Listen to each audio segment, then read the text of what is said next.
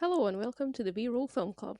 A movie review podcast without the pretentious critics. We are your hosts, Scott, Emma, and Jessica. This episode, we're discussing The Drop and The Town. We hope you've watched both films and you're ready to dive into our review.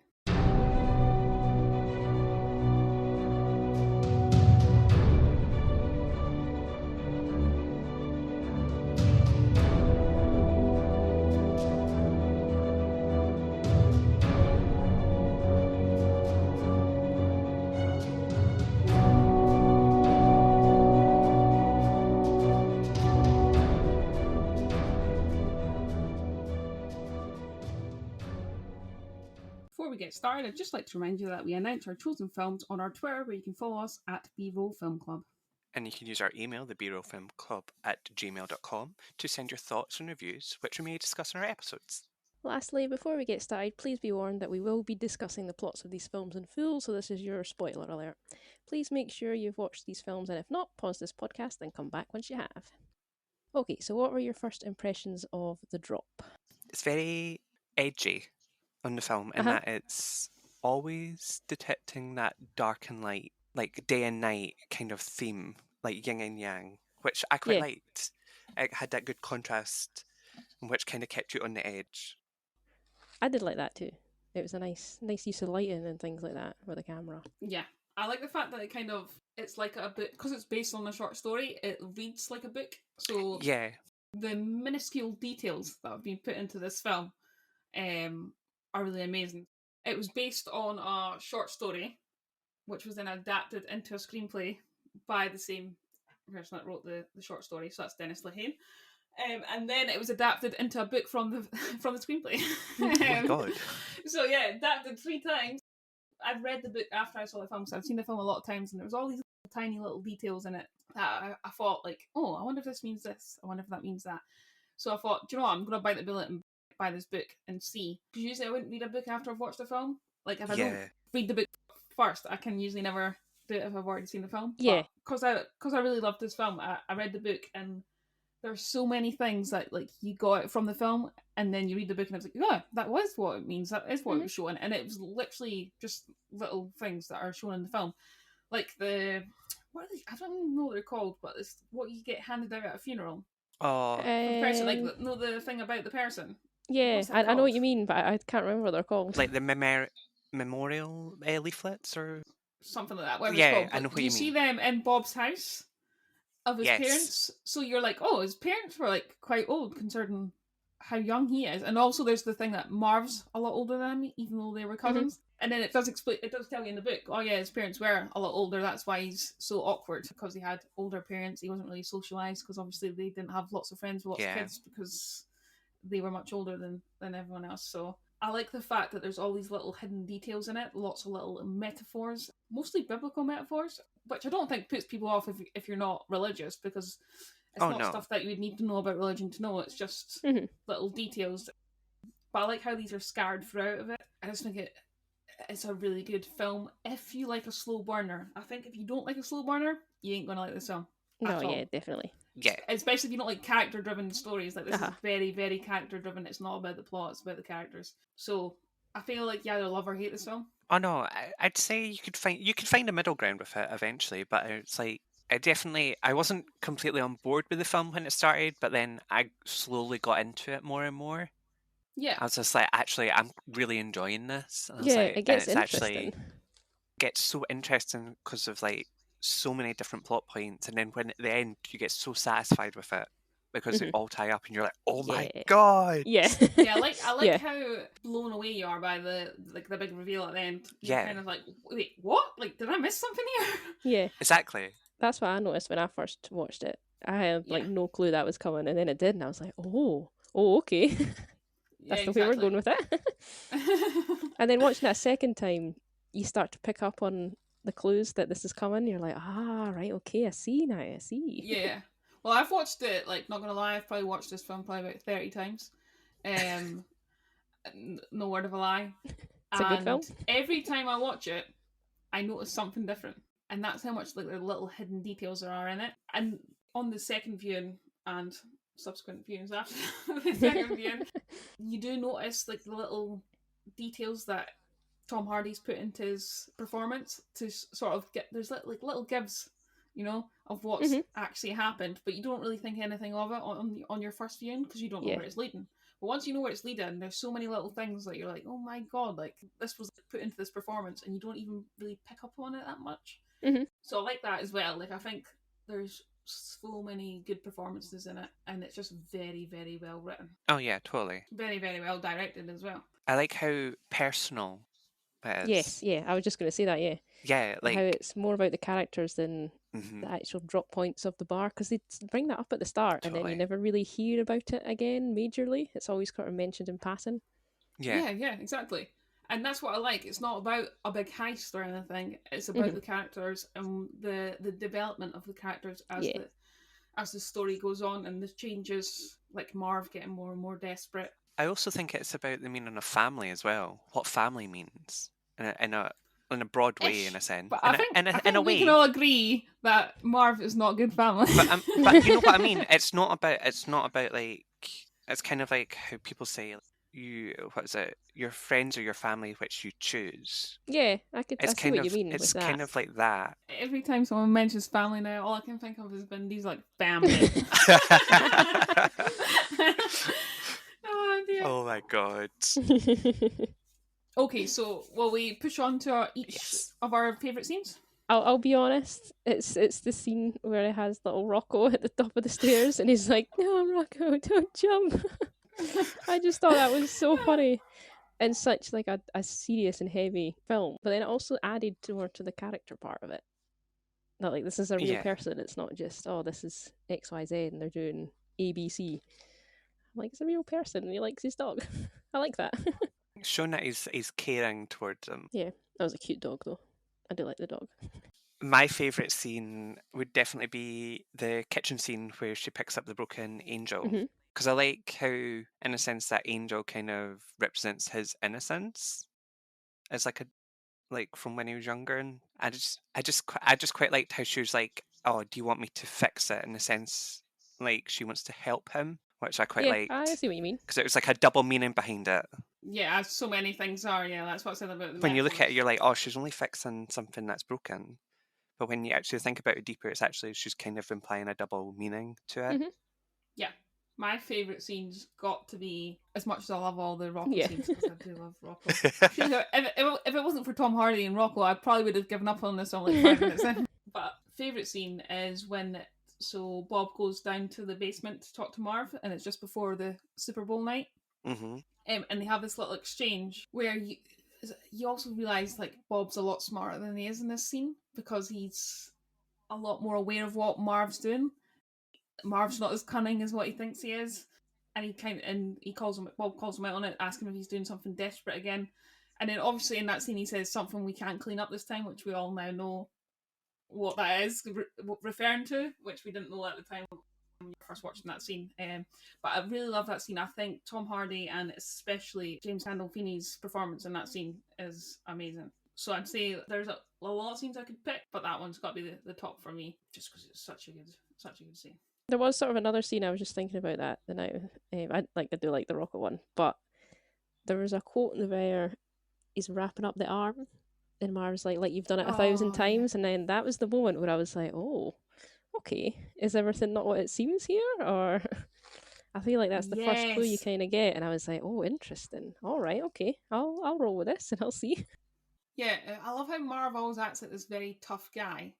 But then in that scene, he seems very scared of Bob. Yes, yeah. Because of how meticulous he is with this. When it's someone's severed arm. Yeah, I know why. Sitting wrapping it up all nice and not really thinking of anything. Doesn't think anything of it. So I like that. But also I like the fact that Marv, he always makes sarcastic comments, and that once, I can never remember his name, the Chechen gangster. So he only says bad stuff about him, when he's away, and then when he's there, he's like, "Oh, how are you?" Acting all nicey nice. So I like the fact that he thinks he's a tough guy, but as soon as he's up against someone who's actually tough, he kind of backs down. Yeah. So I like that. So we've got pros and cons next. What would you say your main pros and main cons of the film are? It's very edgy, and you can see that through the use of lighting. Yeah. As well. and like the camera work and the way like sort of the darker things all happened at night and then the nicer things happened during the day. There's that symbolism there with the like good and evil, dark and light kind of thing. Yeah, totally. So it was very good for that. That would definitely be a pro, especially just like humanizing the characters as well. That was good. Yeah. I think the only con that I could give it would be that it is such a slow burner. But like I said, I love a slow burner. But I can see that as a con because I've tried to get a million people to watch this film because I keep telling them like it's a great film. You need to watch this. It's a really well written story. Yes. And it's James Gandolfini's last performance. I mean, why would you not want to watch it? But a lot of the people I've watched it with, I've just lost interest in it. I remember my mother fell asleep during it. I think that's the thing. It's whether that can pull in somebody's attention enough to watch it, or but see, for me, I don't need like big explosions and a big heist to be going on. I like character-driven films, but if you don't like character-driven films and you don't like slow burners, then I think you're going to be like, oh, this film's terrible, or it's just not captivating enough. Yes, I think that's also the thing. It's like it's very heavy character driven. Yeah, which I love, but not a lot. Yeah, of people, like not everyone does. I'm not like a great fan of like heavy character driven films because I can tend to get bored of it and be like, right, come on, when's this going to get to the good parts? Yeah, and pick up I'm a wee bit. Pick it up a wee bit. You're slowing down too much. Where I think I found this one enjoyable enough for me to enjoy because it found that happy medium for me. Mm-hmm. It's like the satisfaction of like that ending where like where like all it was worth it to watch it all the way through. It was like all the plot points all added up and we're coming to their end to tie off in a neat bow. And I was like, oh yes, satisfaction. Yes, yeah. So I think that's what helped me kind of like get into it a bit more. Yeah. I think direction's really strong in it too. Like I said, there's all these little moments in the film and it's that's all about good directing. The director has actually not pushed, but done a close-up on these little elements, like the statue of Saint Rocco in the church. There's a moment it's just after he's wrapping up the arm, and then Eric Deeds comes in. He makes a comment about Nadia, like, make sure you stitch her up again if she cuts herself or something like that.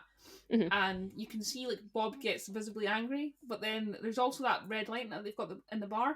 And they make him walk through it and kind of pause on that red line, so you can. It's like a red like mist coming over him, sort of thing. His anger. And I think that was very well done. I really do love. After I watched this film, I was like, who directed this? Because I need to know. So I searched the director, and then I found out like all his films, bar this one, were in like Belgium. Oh right, okay. Like mostly French. And I was just like, oh, that's annoying. And then I thought, you know what? I'm going to bite the bullet. I usually hate watching foreign films because I hate having to read subtitles, especially because I didn't have my glasses at this point, and you know how bad my eyesight was. So I hate reading little subtitles on the screen. But I went back and watched like all his other films, and they are really, really well done. But they are pretty much all character driven. So I think you'd probably only like Mikael R. Roskam's work if you do like your character driven films.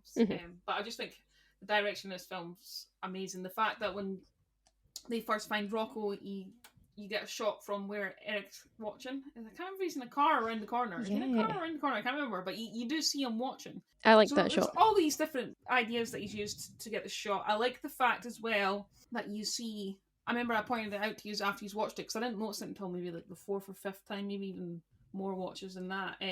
The guy that asks Marv for directions, who Marv says is suspicious, and Bob's just trying to wave it off like you're just being paranoid, is the guy that actually assassinates him at the end. And I like how you get to see that because then you're like, oh, it wasn't so paranoid after all. I know, it all comes full circle. Just all these little things. I think the direction was really, really strong. Yeah, nice little details in it. So, lasting thoughts of the film? Definitely one I would watch again, and I'd be happy to watch again. Yeah. Yeah. And I think you would have to kind of be in a certain mood for it. Yeah. But at the same time, it's good enough that you're like, oh, yeah, I can stick this on. I can watch this again. Yeah, definitely. I totally think it's a mood kind of film. Yeah, you've got to be in the right mood for sure. Although I feel like as soon as Rocco's on the screen, it balances it out. But I think it's quite a small cast. Like, there's not that many characters in it. But the cast that they've got is phenomenal, and I think they all give like really, really good performances. Especially, I'm going to butcher his name, but it's Matthias Soenaerts or Skoonerts or something like that. My Flemish isn't good, so he's a Belgian actor and he's playing Eric Deeds, and he's amazing because he's doing a different language to his own language, and then he's also putting a postcode on that. So Yes. the Brooklyn accent is phenomenal that he does. It's probably the best Brooklyn accent in the film, and he doesn't even speak English as his main language. So I think he's phenomenal. Yeah, he was very good. Again, I think she's Swedish born, but she's moved all around. I could be wrong about her being Swedish, but she's definitely lived in Sweden for some time. I'm sure she did like the Swedish version of The Girl with the Dragon Tattoo. All right, okay. So she's quite big in our foreign language films, but not done as many big parts in English spoken films. But she's really, really good as well, I think. I agree. I really like that scene when Eric breaks into her house and then she comes in. And at first, like, you need to go, like, being all strong. And then I can't remember what he says to her, but he's, starts to sort of stamp his authority. And she just backs down with this, like, little cowering voice. And you can really picture that this has been a very, very abusive relationship that she's been in before. And I think she conveys that really well in that, like, tiny little moment. Yes, yeah. And the scene in the bar after he shoots Eric, he as in Bob, I think her reaction to that is just phenomenal. Like, you can imagine that someone has just been shot in front of her, and I like how she's as shocked as the viewer. Yes, yeah. I like that too. That was me shock. As I was. So she's phenomenal. I really like. Is it John Ortiz? He's called. It's that guy who plays the detective. All right, aye. I'm sure it's John Ortiz. Yes, as. Yeah. John Ortiz. He always usually gets smaller parts in films, which I get annoyed about because he's a very, very good actor. But I think his character is very interesting.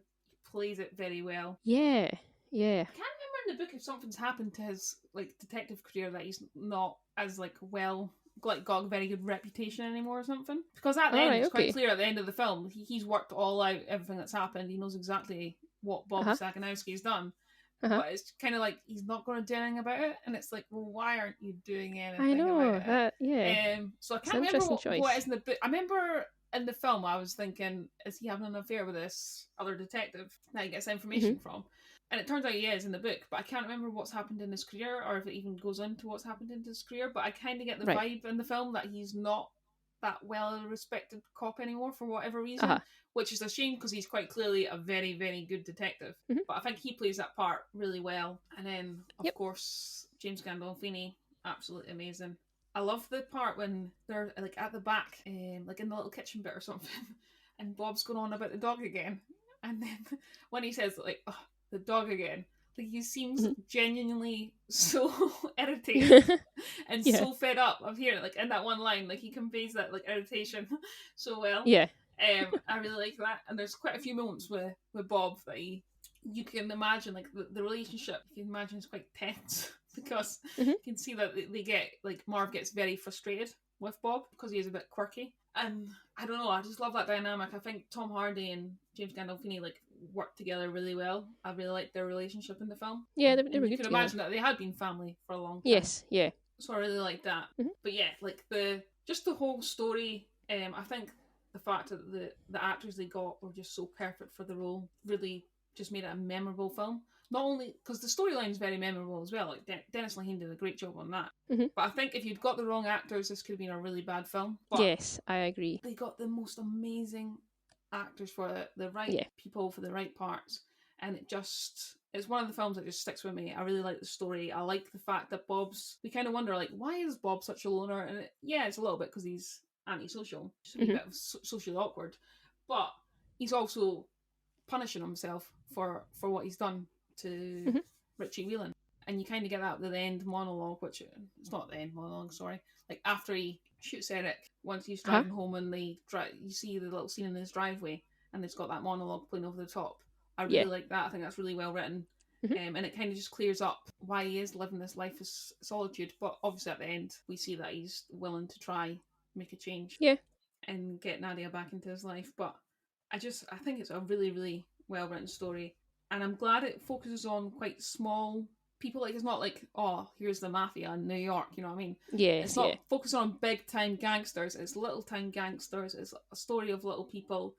But just because they are not the most important people in the world doesn't mean their story's not important, and it doesn't mean that Marv's sort of fall from grace, he was in a position of power and then it was taken away from him, doesn't mean that's any less like any easier for him to take or to accept. And I love that for the film. You really can tell that he just cannot accept the fact that he's not the man in charge anymore. I love the thing about the still, the old I was going to say that that he puts on the still. And the thing is, I love that. That's what I said my favourite scene is, and I like it because he says like, "Oh, I know you're putting her on that still because it's my still and no one's sat on that still." And Bob just pushes him for like, it's just a still, always has been. Exactly. But he knows exactly what he's doing, and Marv knows exactly what he's doing. And I just love these little interactions that they have. I think all the conversations are very real. Yes. And I was just going to say that. Like real conversations that real people would have. Even like the little conversations with Dottie, I think Marv's sister's called, when they have that little conversation about the dad being on life support. And she's basically saying, I think it's time to pull the plug. And he's like, oh, yeah, just kill him or father. Like, goes on this big spiel. And it's like he's just not able to let go of things. He just has to cling on to them. And I really like they have all these little scenes to just add to it. Yeah, there's lots of it throughout that all kind of ties together with that. Yeah. Like, not being able to let go kind of theme. Yeah. But I literally feel like I could talk about this film for hours because there's just so many little details in it. Yeah. It shows it's a good film, an interesting one. Definitely, I think if you watch it, you have to watch it again and start to pick up on. Yeah, I would definitely recommend watching it at least. Yeah, at least twice. Yeah, at least a second viewing because it adds a lot more. Like me. Yeah, it added a lot more for me when I watched it a second time. Yeah. Anyone else got any last points they want to bring up? I'd only say one thing. Yep. Music in the film. That was another thing when it was like they tended to use music to fill the space when nothing was being said a lot in the film, which I quite liked because it was something different. Instead of playing music like when you're changing scenes, it was music when there was like silence between two characters and it was like an unspoken word or whatever between the two, and I quite liked that. Yeah, it was very good sound design and it built the tension very well. Yes. I really liked the score and the soundtrack of it and how they used it and applied it. I think that's what definitely kind of brought me into it a lot more because it kind of built up that tension. I was like, ooh, what's happening here? Yeah. What's going on? You hear the creepy music and you're like, oh. It's like, oof, yes, let's go. Yeah. I know what you mean though. Yeah, it was very well done. Just overall, a very well-rounded film. Yeah. I think all the characters have really good stories. They all have. I think you feel sorry for every character as well. Like even though Marv does sort of betray Bob, because I mean he knows fine well that if that money had got stolen, Bob would probably have got killed. But he just doesn't care because he's that desperate just to get away from it all himself. But you still feel sorry for Marv. Well, I do anyway. Yeah, you get that sympathy there. Bob, for whatever reason, you feel very sorry for Bob, but if you think about it, Bob's killed 2 people, at least. Yes, yeah. And yet we still think, what a shame for Bob. And it's like his character almost is the same, like he sympathises with himself. Because there's that moment when after he kills Eric, that he goes on this big rant about how he's nothing like Eric and how Eric's disrespectful to women and dogs. And he's kind of taken a higher ground, and it's like you are part of it, Bob. Like you're straight up shooting people in the face. Like you can't say you're not part of this like gangster world. And yet we still feel sorry for Bob. He's still a lovable character despite all these massive flaws that he's got. And then Eric, like we feel sorry for him too. He's clearly got mental health issues. It's mentioned in the film that he's been in a mental institution. So it's not just a drug problem that's making him the way that he is. He has got mental health issues. And you can see him spiraling out of control and losing touch with reality. And it's you do sympathise with him. Nadia's obviously got a very sad story because she's with this complete idiot. And then she's moved on to Bob. Yeah, at least he's a nicer person to her, but he's not a perfect human being. No, he's still short guy. A very hard life. Yeah, exactly. So, I don't know. I just feel like every character, you do feel quite sorry for them. And I think that's good, especially when you can feel sorry for characters who aren't perfect. Yeah, it's emotive. I like that. Yeah, very much. So, we rated our films based on performance, script, direction, cinematography / visual effects, score or soundtrack, and our overall ratings on an average of the 3 are 4.6. We gave it overall, which is pretty damn high. But well deserved though. Yeah, totally. So, next up, we've got The Town. Ben Affleck wrote, directed, and starred in this film, although he did get help for the writing. So other writers were Peter Craig and Aaron Stockhard, and it's based on Chuck Hogan's novel, which I believe is called The Prince of Thieves, not The Town. He wants to start off with our first impressions of the time. So, when I first watched it, when it first started up, it's obviously like the bank heist scene, and you're like, "All right, okay, like this is what's kind of happening." And then it goes through all that. And then after that happened, because I'd only ever seen one scene from this film, like throughout the years, and it was the nuns when they when they robbed or tried to rob the place. Yeah, that's all I'd ever seen. So I looked it up, and I was like, "What actually happens?" And then I read the summary on Wikipedia, and I was like, oh, like I didn't expect that. I was like, all right, okay. But when like they started dating and stuff, I was like, that's an interesting choice to make for somebody who kidnapped her. Okay. To be fair, it wasn't his idea to kidnap her. Yeah, that's true. That's true. But I was like, oh, that's a very interesting choice. I'm intrigued to see how this plays out. Yeah. It was, I want to say, like, it's quite like thrilling, so just to see how it all developed. Yeah, first time I got recommended to watch this by my brother, and I was straight up like, no. If we didn't find out in the last episode, I've got some weird issue with Ben Affleck. So I was just like, nah, I don't think so. And then one day I was sitting watching films and couldn't find any to watch, and then this was on. This was back when I think it was Love Film instead of Netflix. Oh right, so yeah, quite a long time ago. But I thought, do you know what? I'll give it a shot. I'll see what it's like.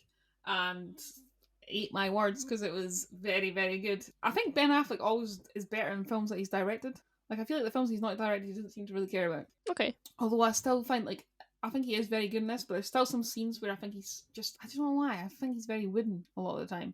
Okay. I don't think that, maybe it's just his voice or something, I don't know. Or just his face, who knows. Sorry, it's Ben got one of those faces.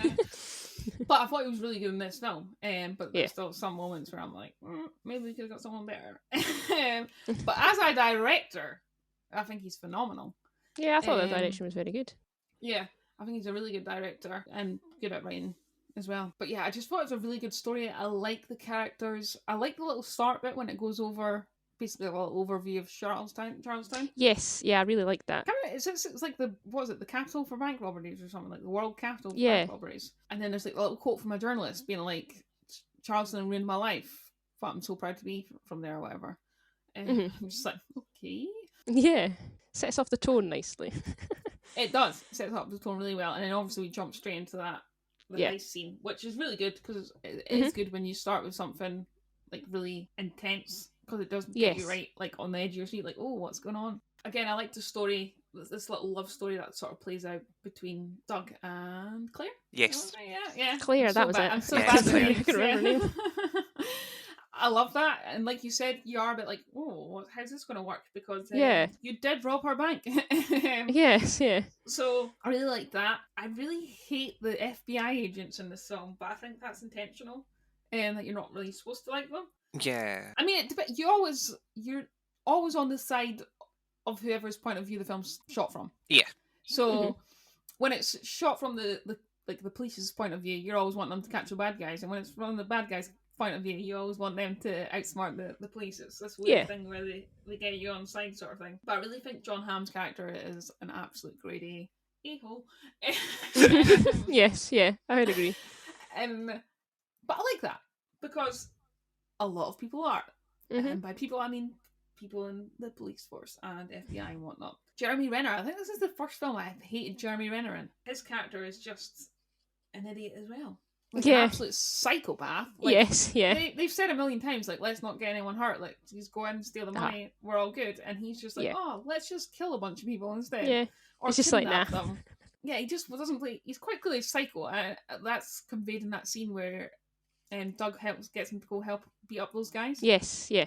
And he takes it completely too far, as always. But it's an interesting little dynamic. It is. But again, I think it's a film where the characters are all really well written. The story's really well thought of. But again, it's adapted from a book. So you're always, not always, I guess, because sometimes people completely muck up the screenplay adaptation. Yeah. But if you've got a book to go off of, the characters are usually really strong, because in a book you've got a lot more time to go into backstories and everything, and to explain why people are the way they are. Yeah. So I think the characters are really well written. It's very your typical sort of Boston film, isn't it? Like the characters are like very Boston, and Boston plays a big part in the film. The setting itself, but you'd always expect it to, really. Yeah.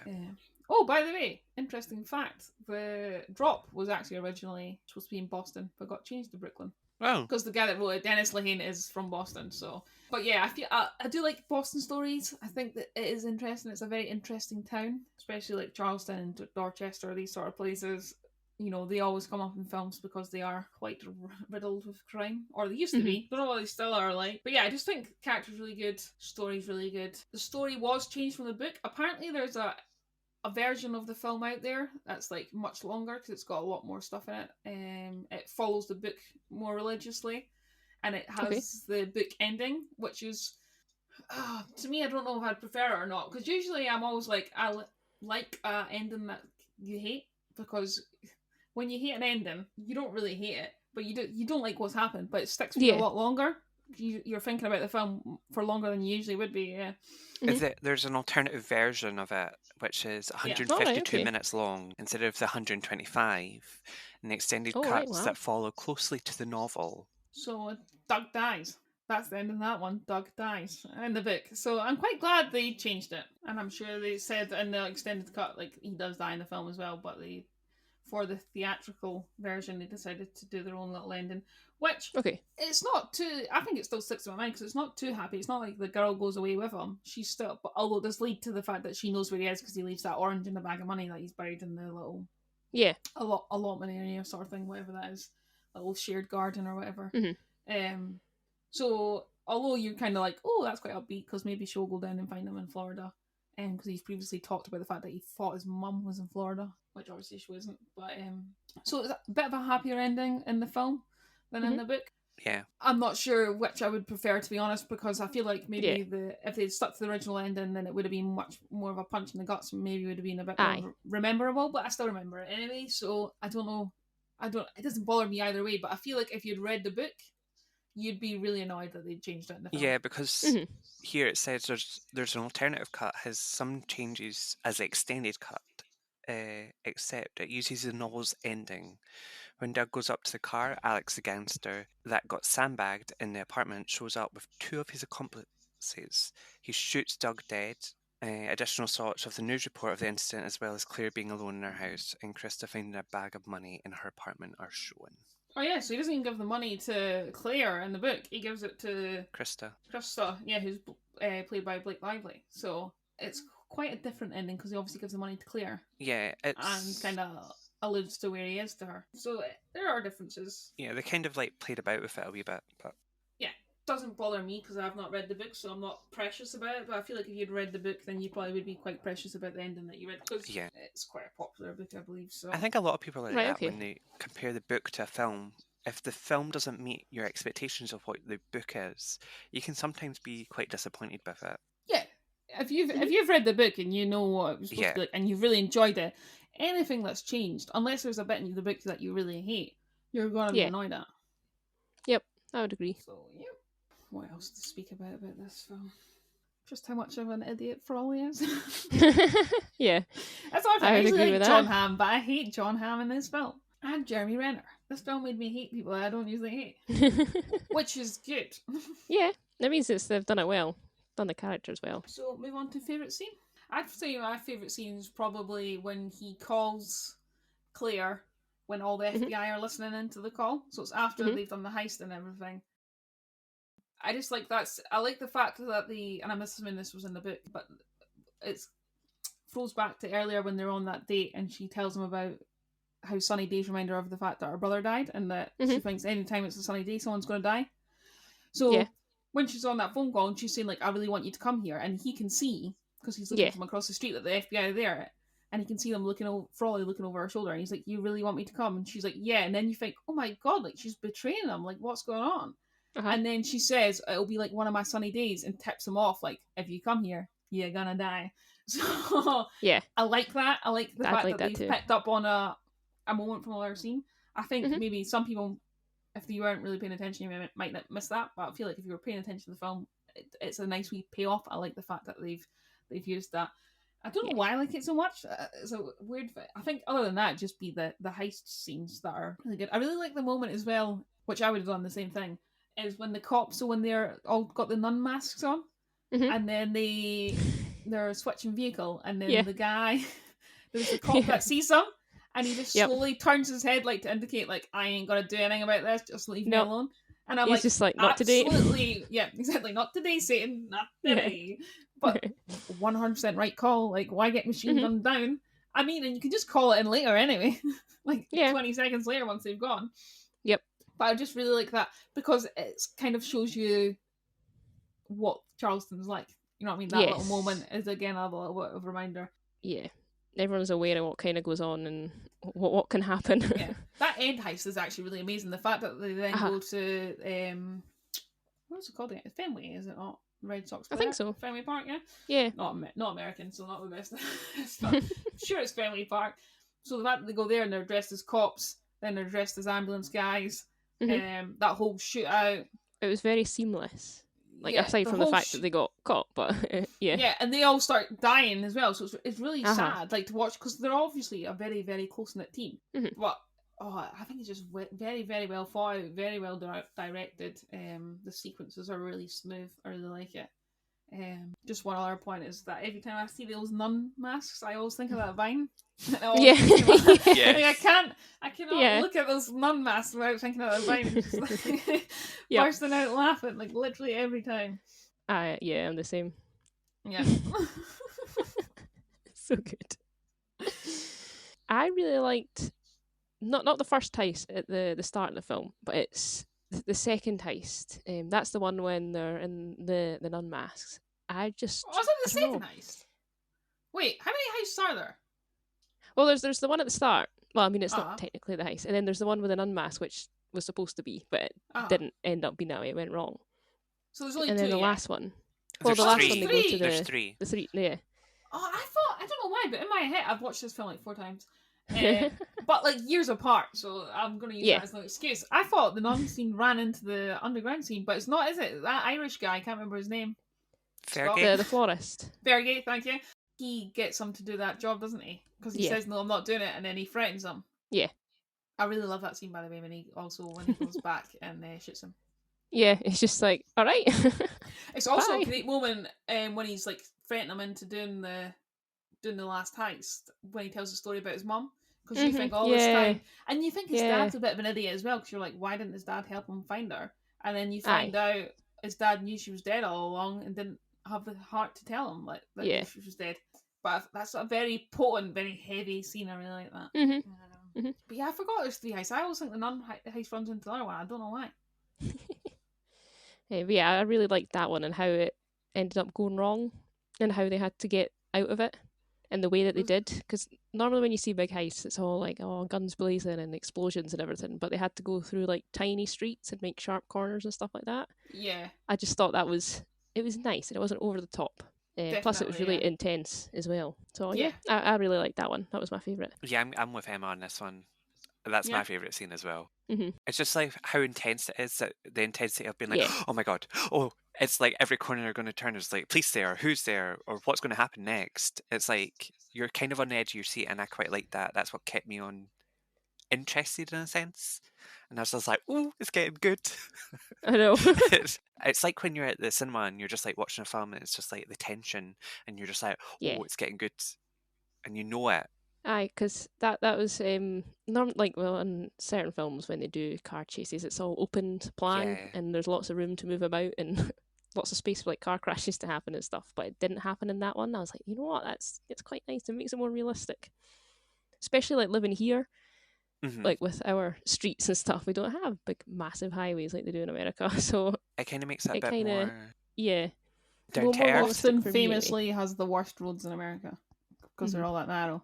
So I was like, it's quite good. So it's good that they used them, but that's what I mean about like the Boston is like his own character in the film.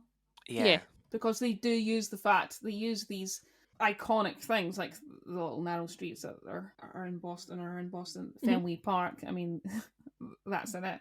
Just the skyline, like the amount of times you see the Boston skyline and everything. So I think it is very well done. Obviously, it's Ben Affleck from Boston. That's what I was wondering. Matt Damon is. I don't actually know. He was born in California. California, so he's not. No. I just wondered with the accent because I thought all the accents were quite good. Yeah, I thought Jeremy Renner's accent was really good as well. The florist us, too, though, because there could be people from Charleston being like, "Ah, yeah, accent was terrible." yeah. It's hard to tell when it's not your own accent. Oh, but his family Uh-huh. he moved to Massachusetts when he was 3. Oh yeah, I thought he was from Boston. There's so many people that are from Boston. So yeah, he does have so his accent should be good because Yeah. I think that's like his natural accent that he's faded out. So cons, because I guess we've kind of went over pros. To be honest, I didn't really have too many cons. One of them was like the soundtrack. It wasn't very special. Like nothing really jumped out at me. Yeah. The sound design was good though when they used like at the start of the film when it was looking through the security tapes of them doing the heist. It was just silence. I was like, oh, that's quite a nice wee touch. Yeah, I like the way they. But there was nothing that forth. jumped out. There was nothing special. Like I wouldn't go home and be like, oh, I need to go listen to the soundtrack again. Get up on Spotify. Yeah, I thought this too. Like there was little moments where it had a very, I don't know how else to describe it, but very Irish feel to it sometimes. Mm-hmm. And that bit of the soundtrack was good, but it was played very little. Yeah. I think it was maybe more towards the end or something. I can't remember. But every time I heard it, I was like, oh, that's quite good. But then for the rest of the film, I was like, couldn't tell what anything else sounds like in it because it's just not memorable. So I feel like they could have had a better score. Yeah. Yeah. Yeah. Especially for an intense thing like lots of heists and stuff. Yeah. I didn't really notice it. Yeah, you could kind of like build up that tension a bit more with music, and like what we were saying about the chase, like when the bank heist goes wrong scene, like how you're on the edge of your seat because of the intimacy of it, like how you're like with them, following them in a sense, and being like, all right, we're going this way and that way.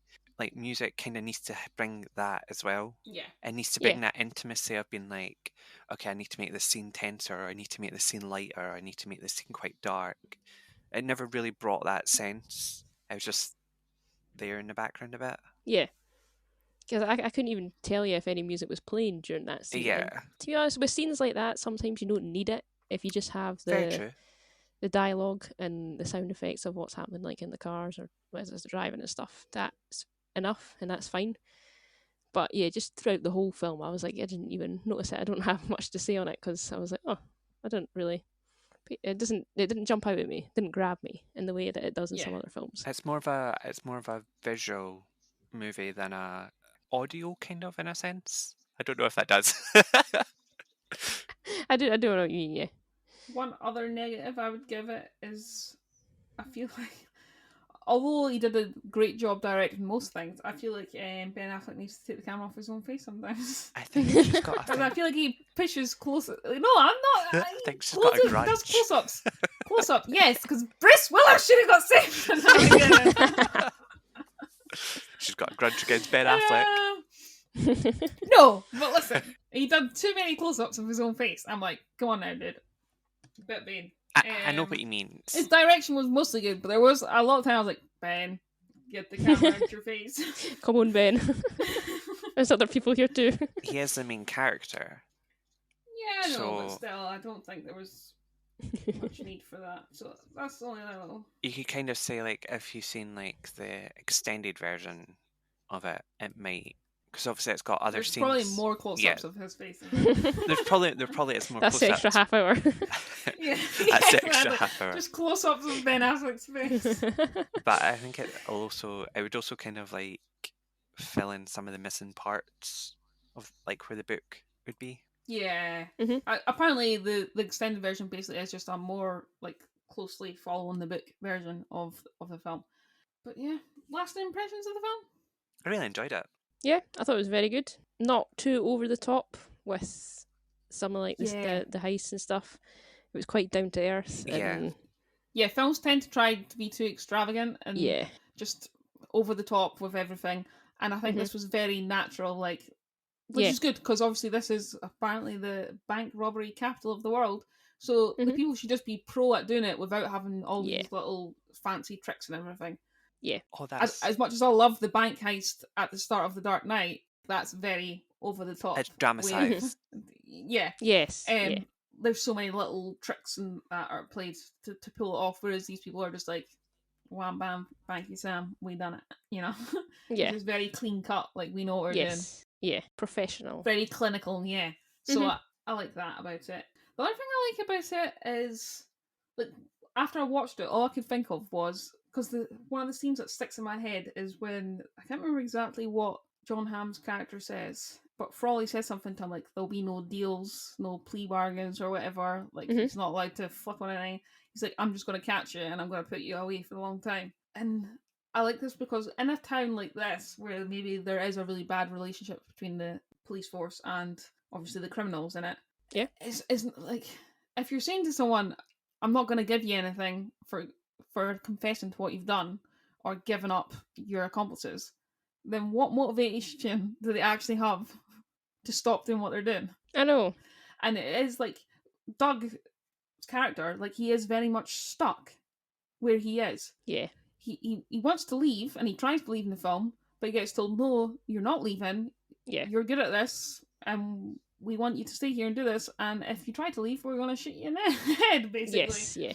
So if the police aren't even giving him out when he wants out, you know what I mean? These characters, they're just victims of circumstance. They're born into a town where, like, this is the main profession. That's what it says at the start, isn't it? Something like it's passed down from father to son. Yes, yeah.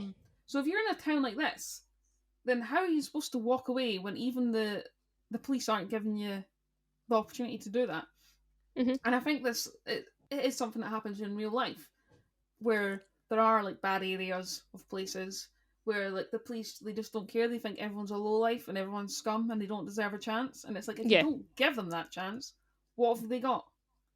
Because if you're not giving them an opportunity to get out, then this is all they've got to fall back on. Yeah. So I like that because I think crime isn't clean cut. It's not black and white. As much as we'd like to think like, oh, you're either good or you're bad, sometimes you just are drawn into things because of where you're born. And I like that about the film. And I think that's the thing that I thought of. I don't know if that's what they were going for, but it's the thing that I that stuck in my head afterwards. It's the thing that I kept thinking of after the film. Okay. So that's kind of my lasting thoughts of it. Cool. Anything else to add? No, nothing for me. No, Scott? I was going to say earlier, but I totally forgot. Like, you're saying, like, Boston is like a character in itself. Yeah. I was going to say, if it was like any other like city, if you put in like LA or if you put it in London or wherever else, it just wouldn't have that same effect, I don't think. Yeah. Because I think they would like over dramatize it in like LA, or they would like play it down if they'd done it in London or something like that. So I think in the sense of you saying they've done it in Boston, they've done it in a good way, in which it was not overly played. No worries. Anything else from you, Emma? No, nothing else. Okay, so all that's left is our rating for The Town. So just to remind you that we rate our movies based on performances, script, direction, cinematography, visual effects, score and soundtrack. So we each score the film out of 5, and our average score between the three of us is a 3.8 for The Town. Well, finish up there then. So just like to remind you that our next films for the next episode are A Quiet Place and 10 Cloverfield Lane. So you make sure you check them out before listening to the next podcast. And also just like to give credit to our music, which is The Descent by Kevin MacLeod. See you next time, guys. Bye. Bye.